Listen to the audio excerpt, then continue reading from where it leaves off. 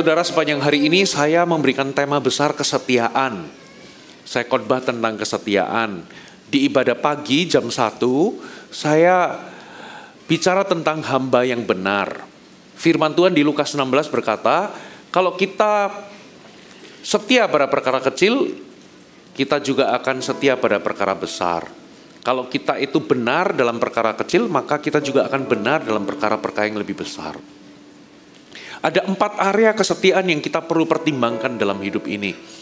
Saya bagikan ada 4 poin, yaitu tentang setia di dalam mempergunakan mamon yang tidak jujur.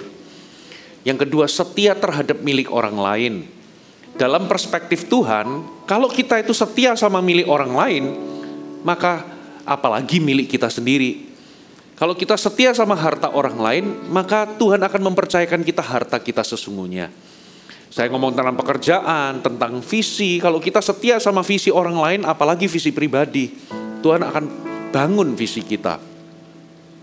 Lalu saya bahas mengenai setia terhadap Tuhan itu bagaimana. Dan yang terakhir, saya bagikan setia terhadap pasangan itu gimana. Kita harus, kalau kita ini senyum sama orang, orang akan balik senyum sama kita. Tapi kalau kita acungkan jari tengah sama orang, maka kita juga akan mendapatkan respon yang buruk. Dalam pernikahan juga sama. Kalau kita itu tabur kasih, penerimaan, pengampunan, tabur kesabaran, mengalah, saya percaya rumah tangga kita akan berhasil. Termasuk kalau rumah tangga kita ini dalam keadaan krisis. Sekalipun mungkin gak langsung terjadi, tapi kalau Anda terus tabur pengampunan, kasih setia, saya percaya pada waktunya nanti kalau kita gak menyerah, pasti ada terobosan. Karena apa yang kita tabur akan kita tuai. Di ibadah kedua, saya bagikan tentang hamba yang setia. Ada 3 arti kata setia yang seringkali orang Kristen itu miss. Saudara, saya berharap Anda bisa dengarkan pesan-pesan itu. Mungkin Anda bisa kontak gereja untuk dapatkan khotbahnya. Di ibadah ini saya akan lanjutkan. Saya berikan judul hamba yang malas. Dan di ibadah keempat, saya akan bagikan tentang hamba yang berbuah. Belajar dari kehidupan Ishak, bagaimana dia di masa kelaparan tapi justru dia berbuah-buah di dalam kehidupannya. Dan yang terakhir, saya akan bicara tentang hamba yang berpuas diri, dari perumpamaan tentang orang kaya yang merasa puas. Coba kita langsung aja buka firman Tuhan, Bapak Ibu. Kita buka sama-sama di Matius pasal yang ke-25. Kita baca ayat 14 sampai ayat 23. Sebab hal kerajaan sorga sama seperti seorang yang mau bepergian ke luar negeri, yang memanggil hamba-hambanya dan mempercayakan hartanya kepada mereka. Yang seorang diberikannya 5 talenta, yang seorang lagi 2, dan yang seorang lain lagi 1. Masing-masing menurut kesanggupannya. Lalu ia berangkat. Segera pergilah hamba yang menerima talenta itu, menjalankan uang itu, lalu beroleh laba 5 talenta. Jadi talenta di sini itu harta atau uang. Hamba yang menerima 2 talenta itu pun berbuat demikian juga dan berlaba 2 talenta. Tetapi hamba yang menerima 1 talenta itu pergi dan menggali lubang dalam tanah, lalu menyembunyikan uang tuannya. Lama sesudah itu, pulanglah tuan hamba-hamba itu lalu mengadakan perhitungan dengan mereka.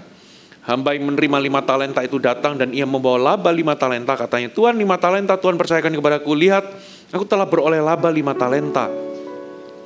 Lalu kata tuannya itu kepadanya, baik sekali perbuatanmu itu, hai hambaku yang baik dan setia. Engkau telah setia dalam perkara kecil, aku akan memberikan kepadamu tanggung jawab dan perkara yang besar. Masuklah dan turutlah dalam kebahagiaan Tuanmu. Maksudnya, mari kita rayakan bersama-sama, mari kita pesta. Lalu datanglah hamba yang menerima 2 talenta itu, katanya, Tuan, 2 talenta Tuhan percayakan kepadaku. Lihat, aku telah beroleh laba 2 talenta. Maka kata tuannya itu kepadanya, baik sekali perbuatanmu itu, hai hambaku yang baik dan setia. Kau telah setia memikul tanggung jawab dan dalam perkara kecil, aku akan memberikan kepadamu tanggung jawab dalam perkara besar. Masuklah dan turutlah dalam kebahagiaan Tuanmu. Nah saudara, Di situ Tuhan itu memuji hamba yang menjalankan uang yang dipercayakan itu lalu memperoleh laba. Tuannya itu tidak sedang mata duitan. Tuan itu tidak hanya mengejar labanya, tapi Tuan itu menjadi puas dan bahkan merayakan, turutlah dalam kebahagiaan Tuanmu. Maksudnya Tuan itu bisa puas dan bahagia ketika mendapati tuannya itu setia. Nah, di ibadah kedua tadi saya menjelaskan salah satu dari arti kata setia itu bukan hanya loyal, bukan hanya layak dipercaya, tapi salah satu artinya itu adalah menjadi produktif. Katakan produktif. Karena hamba yang menyembunyikan satu talenta itu, kalau dari sisi loyalitas harusnya dia loyal. Dia gak pindah majikan sama sekali. Dia tetap mengabdi kepada tuannya itu. Yang kedua, kalau dari sisi dapat dipercaya, dia itu gak nyolong uang tuannya itu. Bahkan dia itu menyembunyikan supaya dia itu jaga. Kalau Anda dititipi orang, Anda harus jaga titipan itu. Jangan sampai dicuri orang. Jadi seharusnya ini hamba tidak dikatakan jahat dan malas. Harusnya dipuji. Karena ada arti ketiga dari kesetiaan. Kesetiaan itu artinya saudara harus berupaya untuk berinisiatif atau melakukan sebuah upaya untuk mengembangkan apapun yang Tuhan percayakan dalam kehidupan kita. Itu namanya produktif. Dan itu bisa dalam konteks apapun. Saya kasih contoh tadi di ibadah tadi. Kalau Anda itu dipercayakan sebuah kelompok sel, Anda memulai dengan 2-3 orang. 5 tahun kemudian jumlahnya tetap 2-3 orang. Anda bukanlah orang yang setia di mata Tuhan. Loh kok bisa Pastor Fuji? Kan dia itu loh gak mengundurkan diri loh, dia tetap jadi CGL. Dia tetap loyal loh, dia gak pindah gereja. Dia tetap setia loh melayani jadi CGL. Karena kesetiaan itu bukan hanya loyal, tapi juga produktif. Harus ada upaya untuk mengembangkan apapun yang dipercayakan. Katakan amin. Makanya kalau saya kasih contoh, kalau Anda itu buka restoran dan ada buka cabang baru, jangan percayakan itu hanya kepada orang yang loyal saja. Tapi pastikan dia orang yang dapat diandalkan atau produktif. Orang yang bisa diandalkan itu akan memajukan apapun yang dipercayakan. Sehingga kalau dipegang sama orang ini, restoranku akan maju semaju-majunya. Katakan amin. Dan itu namanya setia Bapak Ibu. Nah, sekarang hamba yang punya satu talenta itu menyembunyikan. Dan kalau Anda baca di ayat selanjutnya, kita tahu bahwa Tuhan itu menjadi marah. Dan apa saudara? Berkata bahwa engkau hamba yang jahat dan hamba yang malas. Pertanyaannya, apa yang menyebabkan hamba yang ketiga ini yang dipercayakan satu talenta itu tidak mengerjakan atau menjalankan uang yang dipercayakan itu? Kok malah menyembunyikan? Saudara, kalau Anda selidiki dalam Alkitab, ternyata penyebabnya itu adalah puas diri. Katakan puas diri. Atau bahasa Inggrisnya itu complacency. Complacency itu adalah self-satisfaction yang begitu besar, rasa puas diri yang begitu besar, sehingga Anda merasa bahwa Anda tidak perlu lagi melakukan apapun atau berupaya apapun untuk mengubah situasi atau keadaan. Itu namanya berpuas diri. Saudara, kenapa? Dari mana Anda bisa tahu? Saudara, satu talenta itu equals dengan 6.000 dinar. Dan kata talenta di sini itu bukan talent. Talenta itu ukuran berat. Tapi juga sebuah mata uang. Kalau ukuran berat itu sekitar 30 sekian kilo. Kalau nggak salah sebentar saya coba. 36,28 kilo. Tapi kalau ukuran mata uang, satu talenta itu equals 6.000 dinar. 6.000 dinar itu equals dengan 16 tahun upah kerja pada zaman itu. Gampangnya begini loh, UMR-nya Surabaya, kalau kita ngikutin UMR, gaji Anda dengan nilai UMR kalikan 12 bulan, kalikan 16. Itu jumlahnya begitu besar loh saudara. Atau kalau ngikutin gaji Anda, mungkin beberapa digaji 50 juta atau penghasilan 50 juta. Kalikan 12, kalikan 16. Itu jumlah yang sangat besar. Kalau di US dollar kan, itu lebih dari 1 juta US dollar. Sehingga kenapa dia tidak menjalankan uang itu? Kenapa dia dikatakan malas? Karena dia sudah berpuas diri, untuk apa dikerjakan, ini sudah banyak. Makanya Bapak Ibu, ya, di dalam kekristenan kita itu nggak boleh merasa cukup. Sudah cukup banyaklah, sudah cukuplah gini aja. Kata cukup itu adalah musuh kesuksesan. Jadi akarnya itu komplasensi. Nah, ada bahaya dari komplasensi. Apa bahayanya? Mari kita buka Amsal pasal yang ke-1 ayat 32. Amsal 1 ayat 32 dikatakan begini. Sebab orang yang tak berpengalaman akan dibunuh oleh keengganannya. Dan orang bebal akan dibinasakan oleh kelalaiannya. Saya bacakan versi New King James bahasa Inggrisnya. For the turning away of the simple will slay them, and the complacency of fools will destroy them. Jadi komplasensi atau rasa puas diri itu menghancurkan kehidupan. Ada bahaya dari komplasensi. Terjemahan yang lain, versi The Message dikatakan carelessness kills. Kecerobohan atau carelessness itu membunuh. Complacency is murder. Rasa puas diri itu pembunuh. Tidak ada yang lebih membunuh kerohanian lebih daripada yang namanya komplasensi. Di dalam organisasi tidak ada yang membunuh kesuksesan lebih daripada yang namanya komplasensi. Musuh organisasi nomor 1 itu komplasensi. Saudara tahu Nokia itu jadi almarhum itu karena apa? Sederhana, dia sudah komplesen dengan kesuksesan.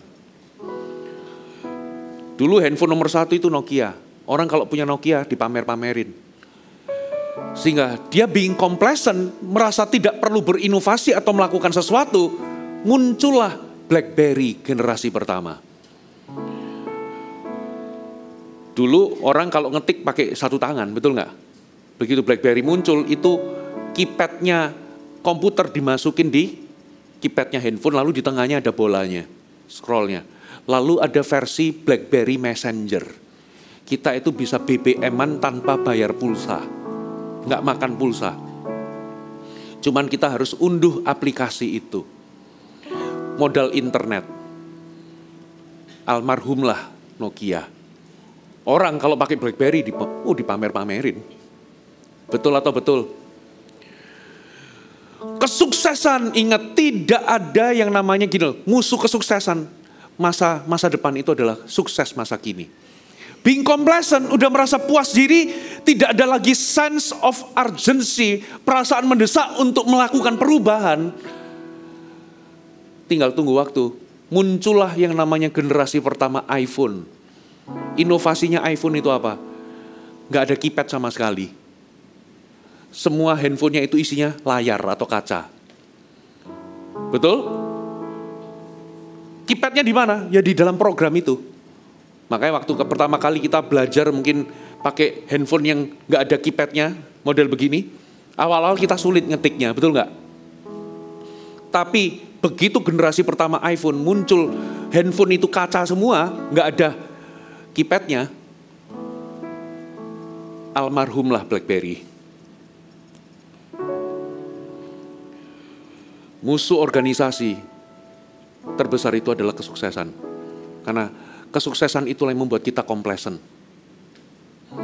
Kalau hari ini Anda berjaya, perusahaanmu jaya, hati-hati. Complacency kills. Nah, hamba ini sudah merasa cukup $1 juta. Ada 3 poin yang saya mau bagikan. Kenapa rasa puas diri itu membunuh? Catat baik-baik. Yang pertama, karena rasa puas diri itu menyebabkan kemampuan kita tidak bertambah. Atau kapasitas kita tidak bertambah. Atau kita ini memiliki kapasitas atau kesanggupan kemampuan yang rendah. Katakan rendah. Coba lihat, hamba yang dikatakan setia ketika dia jalankan uang tuannya dan memperoleh laba, apa yang terjadi? Alkitab katakan, baik sekali perbuatanmu, engkau telah setia perkara kecil, sekarang terimalah tanggung jawab yang lebih besar. Berarti orang yang setia menjalankan, yang melakukan sesuatu, itu dia punya kapasitas, itu diperbesar. Dia punya kemampuan berkembang sehingga dia bisa terima atau memikul tanggung jawab yang lebih besar. Halo, amin. Kalau Anda itu punya listrik cuma 2.200 watt, tapi Anda mau punya AC 5 biji, mau punya televisi, mau punya barang-barang elektronik, mesin cuci dan lain sebagainya, jeglek saudara bahasa Jawanya. Daya Anda nggak punya kapasitas. Pernah nggak Anda mempercayai orang yang tidak punya kapasitas? Ya memang dia mentok, dia nggak mampu mengelola kepercayaan itu. Karena dia nggak punya kemampuan. Nah, orang yang setia menjalankan uang itu dikatakan ketika dia terbukti setia, ternyata tuannya itu memandang dia itu bisa menanggung kapasitas atau tanggung jawab yang lebih besar. Berarti konsekuensinya kalau Anda tidak setia, kalau Anda berpuas diri, maka kemampuanmu itu rendah, kapasitasmu rendah. Dan itu berlaku universal. Mau terapkan di dalam gereja, di dalam usaha, di dalam pekerjaan. Saudara, itulah sebabnya Tuhan untuk ingin kita itu terus kembangkan kapasitas kita. Katakan amin. Tuhan itu mau kita mengembangkan kapasitas. Jangan berhenti belajar.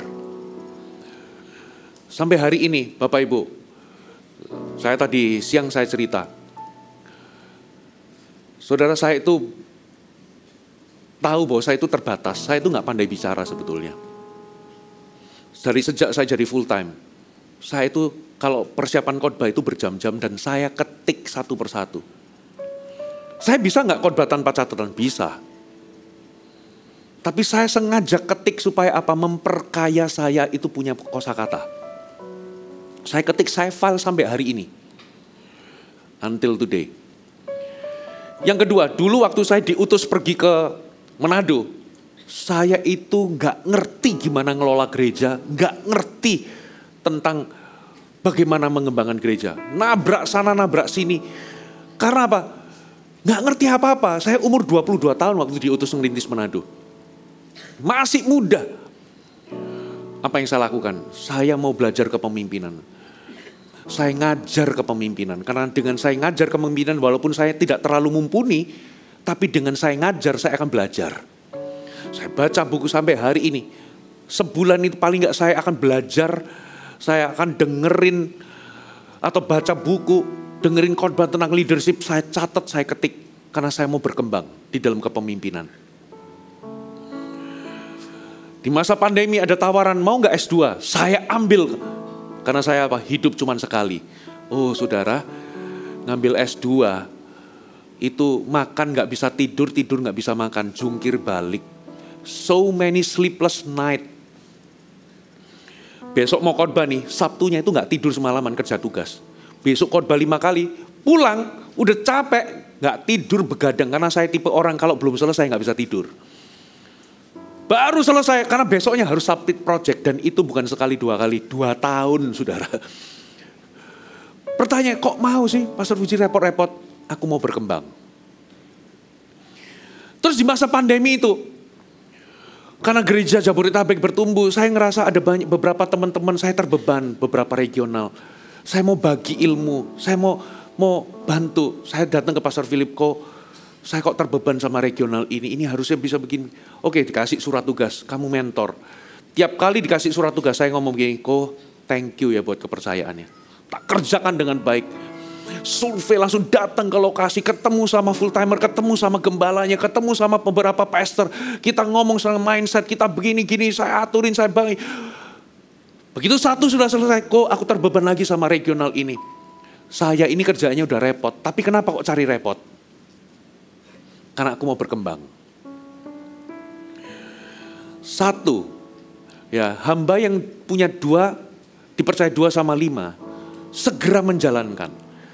Tapi yang punya 1, sederhana, dia itu tidak mau repot. Katakan gak mau repot. Lebih mudah disimpan di dalam lubang, di tanah. Setelah itu beberapa regional di mentor. Waktu saya ketemu sama Pastor Yudi, begini, kok aku terbeban ya kok. Sama kok Yudi punya salah satu gereja lokal. Ini sudah 10 tahun, tapi kok fasenya kok masih fase perintisan terus, sudah 10 tahun. Boleh enggak tak adopsi 3 bulan? Tak mentor 3 bulan. Oh ya, enggak apa-apa Fuji, ayo silakan. Meeting, ketemu, terbang, ya ketemu sama leadernya, full timernya, gembalanya, lalu malamnya ada connecting time, besoknya ada LC. Capek enggak? Capek. Tapi pertanyaannya, kalau Anda tanya sama saya, kenapa kok cari repot?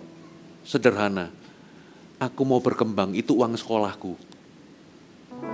Karena visi Jabodetabek besar, aku mau gembalakan 100.000 murid. Aku harus berkembang, katakan amin. Saudara, Anda juga harus sama, Anda gak boleh malas. Anda harus kembangkan keahlian. Kalau hari ini aku jadi pastor, aku akan kembangkan.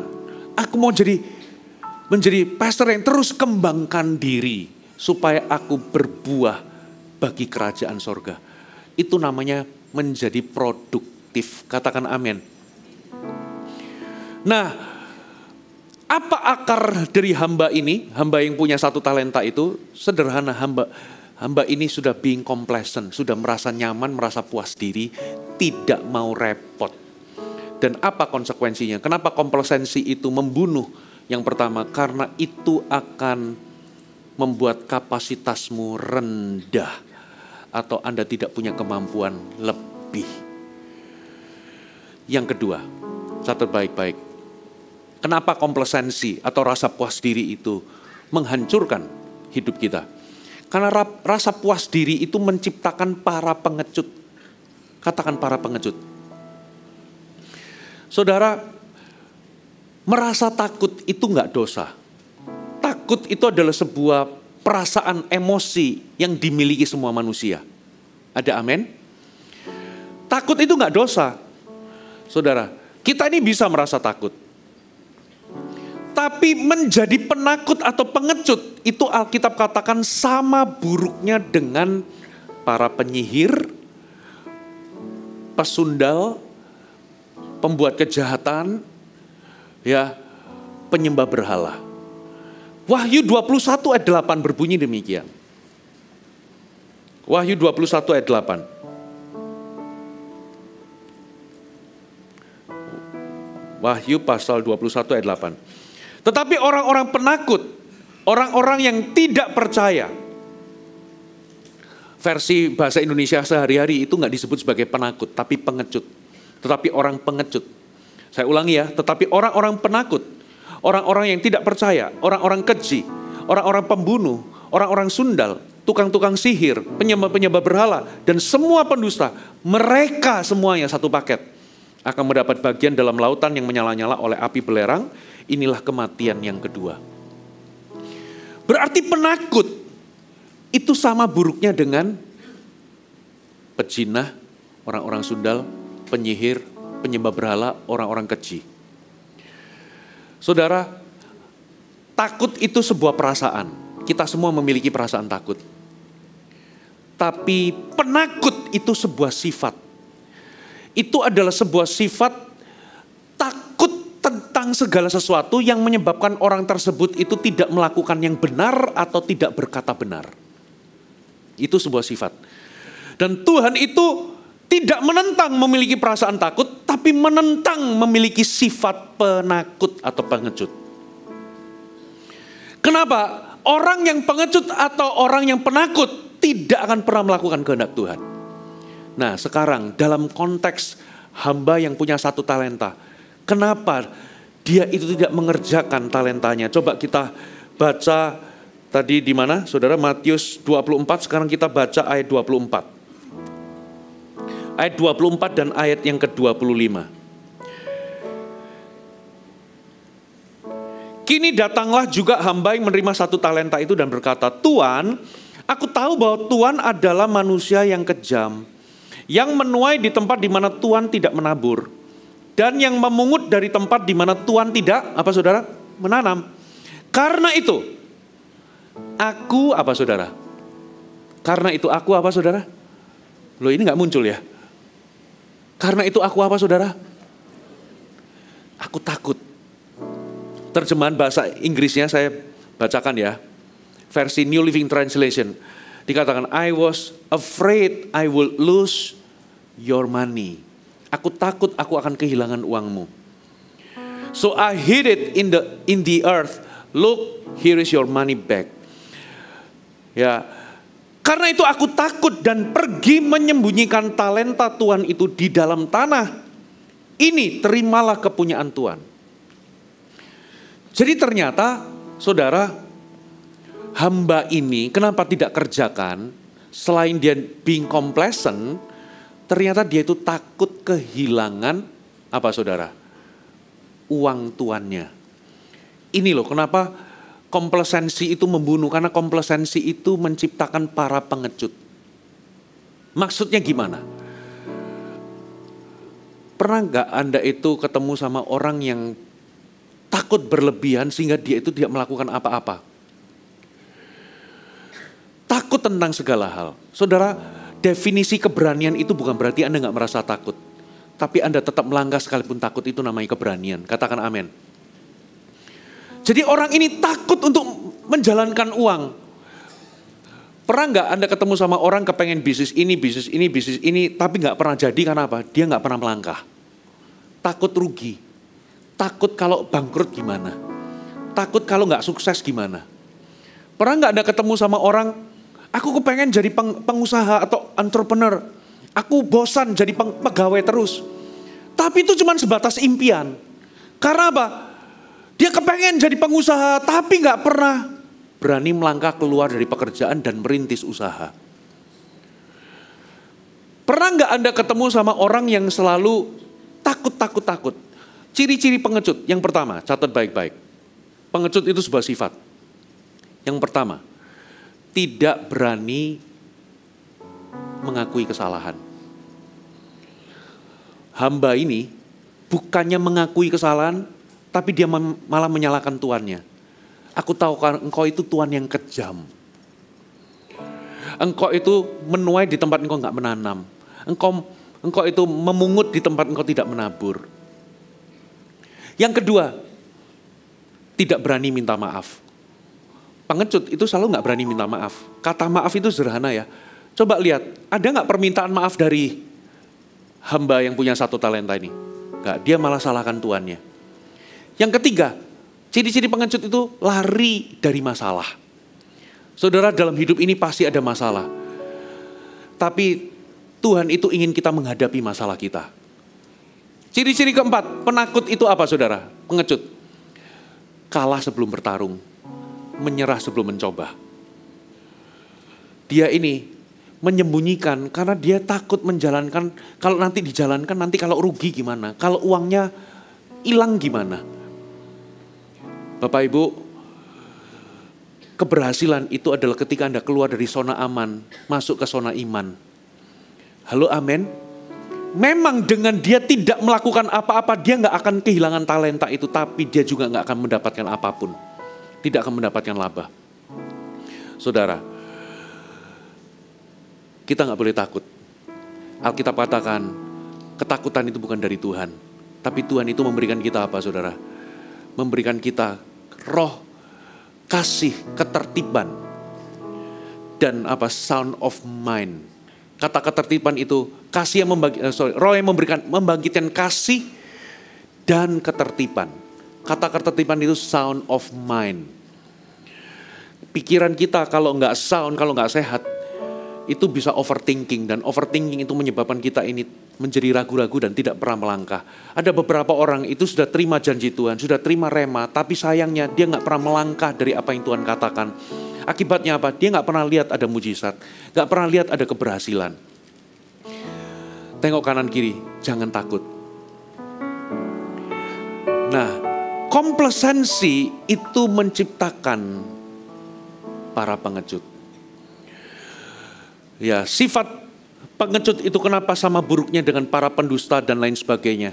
Sederhana, karena mereka itu tidak berani melakukan kehendak Tuhan. Karena apa? Karena mereka takut. Jangan izinkan ketakutan membelenggu kita untuk melakukan kehendak Tuhan. Ada amin? Saya ceritakan satu hal sebelum saya masuk ke poin berikutnya. Kalau Anda lihat saya ya, Pastor Fuji bisa khotbah begini.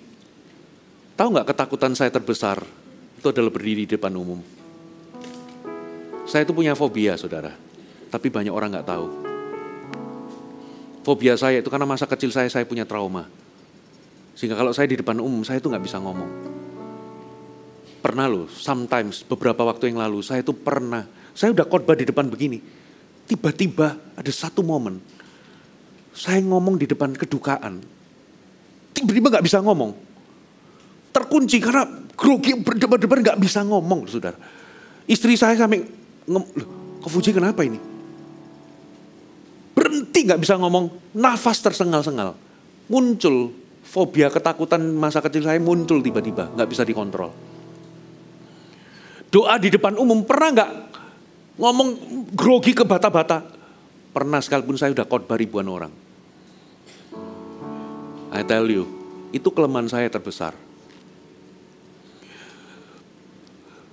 Pertama kali saya ikut cell group, suruh baca bergilir itu ayat, satu ayat giliran.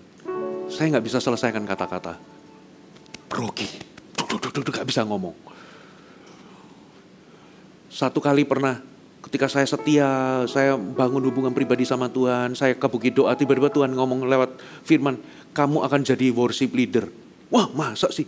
Singer aja nggak pernah. Beneran 2 minggu kemudian tiba-tiba. Zaman dulu connecting time itu namanya Poksar. Itu tahun 99. Fuji, kamu yang jadi song leadernya ya. Kaget saya. Saya lagi nganterin cici saya sama mama saya di Pasar Atum. Langsung nyetir gitu, langsung deg-degan. Waduh. Beneran, saudara.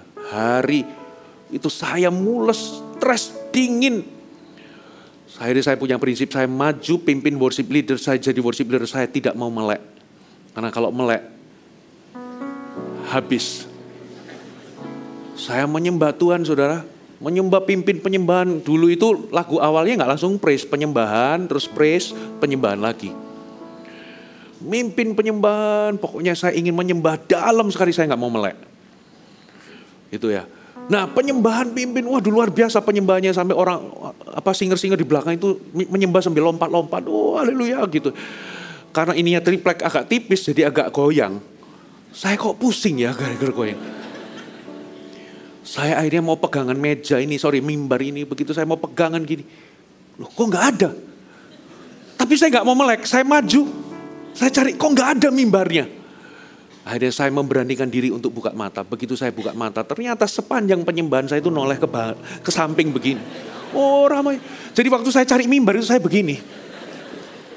Waduh malu, saudara, malu.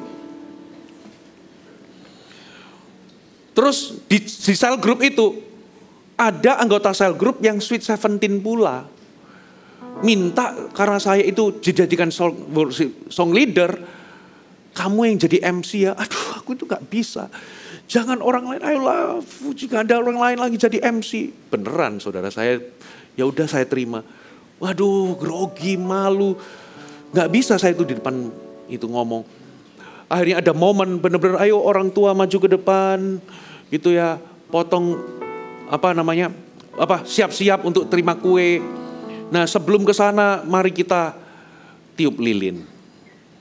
Kuetar. Ingat Sweet 17 itu sekali seumur hidup gak bisa diulangi. Ya dalam hitungan ketiga saudara-saudara kita akan nyanyikan selamat ulang tahun gitu. Begitu lilin ditiup, drumnya sudah siap. Saya saking groginya saya ambil suara masuk. Selamat ulang tahun, selamat ulang tahun, selamat ulang tahun. Saya endingnya langsung sadar. Dan tahun baru. Loh, keliru aku. Itu lagu Natal.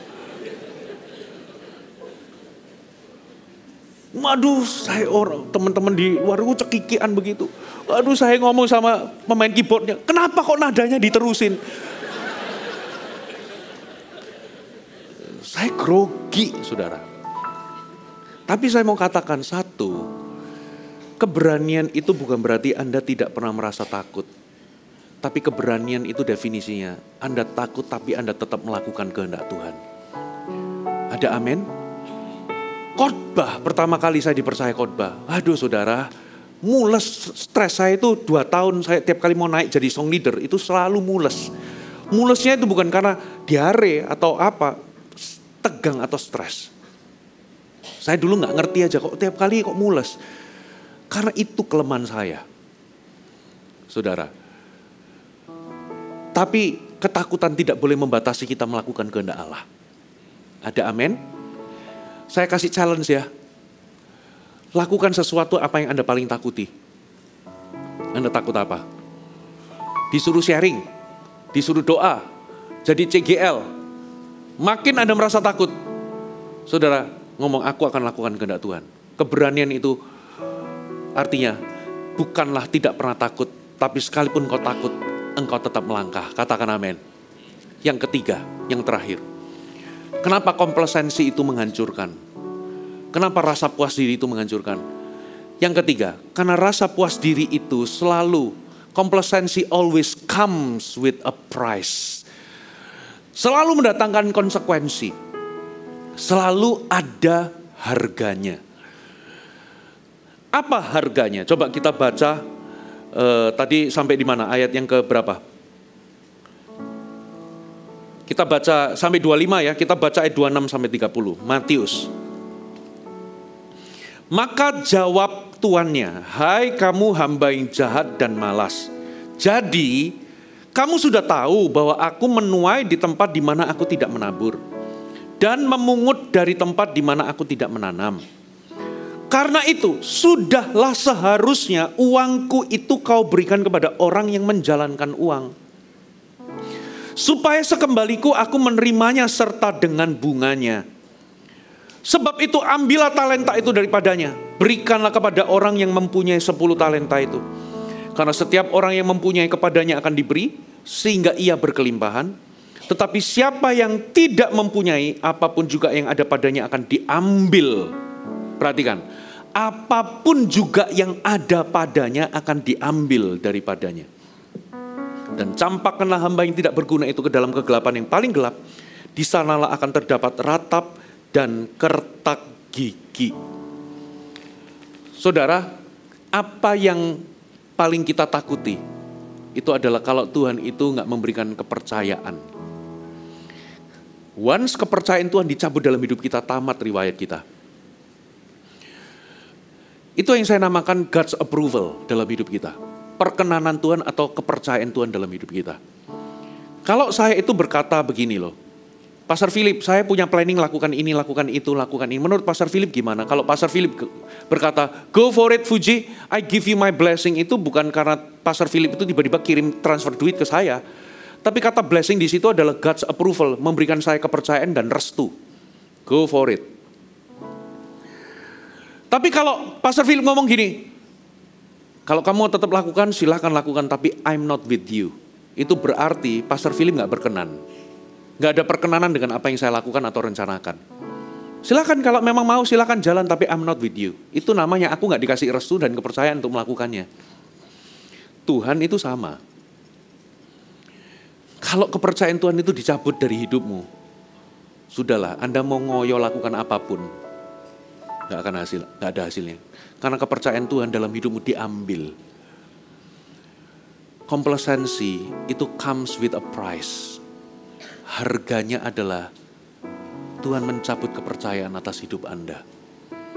Makanya dikatakan siapa yang mempunyai God's approval atau God's blessing atau God's kepercayaan Tuhan akan ditambahkan.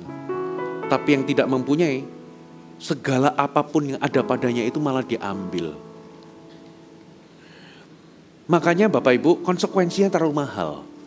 Jangan berpuas diri, tapi jadilah setia di dalam apapun yang Tuhan percayakan dalam hidup kita. Katakan amin.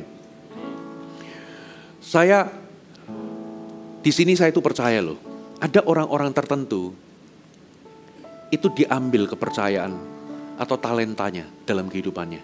Seharusnya dia itu punya kemampuan ini, kemampuan itu, tapi dia nggak punya. Itu namanya kepercayaan diambil, dipindahkan ke orang lain. Gereja juga sama. Gereja itu kalau kehilangan kepercayaan Tuhan itu dikatakan kaki diannya itu dipindah. Nggak ada akan lagi pekerjaan Tuhan. Coba ya, kalau gereja ini nggak lagi kerjakan visinya Tuhan, kehendak Tuhan nggak dilakukan, ya gereja ini lama-lama akan kering dan kita akan mendengar ada gereja lain itu ngalami pekerjaan Tuhan atau ngalami revival. Tuhan tambahkan jiwa-jiwa di situ. Sementara kita makin kering, makin merosot, nggak ada pekerjaan Tuhan di situ. Itu tandanya kaki dian gereja itu, kepercayaan Tuhan dari gereja itu dipindah ke gereja lain. Apakah Anda mau? Nggak mau, jangan. Anda punya toko. Anda buka usaha yang pertama toko kain, kedua toko ini kain, ini toko meracang begitu, kebutuhan sehari-hari. Yang ketiga itu toko mainan. Anda invest modal, suntikan modal toko A, B, C. Toko pertama dan toko kedua bleeding, rugi terus. Tapi toko mainan ini untung terus. Kalau Anda jadi pengusaha yang punya akal sehat, kalau Anda itu mau tambahkan dana mau suntikan modal, Anda suntikan modal kemana? Anda tambahin modal ke toko yang rugi atau toko yang untung? Anda pasti akan tutup toko yang rugi ini. Tapi Anda akan suntikan modal lebih besar, investasi lebih lagi ke toko yang menguntungkan. Prinsipnya sama. Kalau kita ini dipandang Tuhan produktif bagi kerajaannya, Tuhan itu akan tambahkan sesuatu dalam hidup Anda. Ada orang tertentu karena dia itu menangkan jiwa, dia produktif pelayanan, dia muridkan orang, dia hasilkan murid, dia melayani, banyak orang diberkati. Ini menguntungkan nih, produktif bagi kerajaan sorga. Ditambahkan, Tuhan tambahkan hikmat. Makanya beberapa orang itu bisa tajam, bukan karena dia sekolah. Bukan karena dia itu pada awalnya pinter, tapi Tuhan itu pindahkan hikmatnya orang, berkat talentanya orang ditambahkan ke dia supaya lebih berbuah dan produktif bagi kerajaannya. Karena percuma talenta ini dititipkan sama orang itu nggak berbuah, nggak produktif bagi kerajaan surga. Diambil, ditambahkan dalam dirimu. Saya percaya ada beberapa berkat talenta yang hari ini aku miliki, itu sebetulnya milik orang lain. Saya itu lemah di beberapa area, tapi terakhir itu jadi salah satu kekuatan. Karena satu kali, nggak perlu sebut siapa, pernah ada satu orang itu berkarunia tertentu, punya hikmat tertentu, tapi beliau yang bersangkutan sudah nggak ada lagi, mundur dari panggilan. Saya klaim Tuhan, aku mau yang dia punya, dan hari ini saya beroperasi di dalamnya. I tell you, bisa loh. Tiba-tiba Anda bisa punya hikmat atau pengurapan tertentu atau kemampuan tertentu yang sebelumnya Anda nggak miliki, sekarang Anda miliki. Itu berarti Anda itu produktif bagi kerajaannya dan Tuhan itu modalin Anda, tambahkan Anda dengan modal, dengan talenta. Supaya apa? Anda bisa jadi berkat lebih besar. Katakan amin. Dan itu yang namanya kepercayaan Tuhan dalam hidup ini. Tapi kalau Anda nggak mempunyai, konsekuensinya apapun yang ada pada diri Anda diambil, dipindahkan ke orang lain yang lebih produktif. Saudara, itu konsekuensi yang mahal harganya. Saya berdoa tidak ada satupun jemaat GMS Timur yang seperti itu. Amin.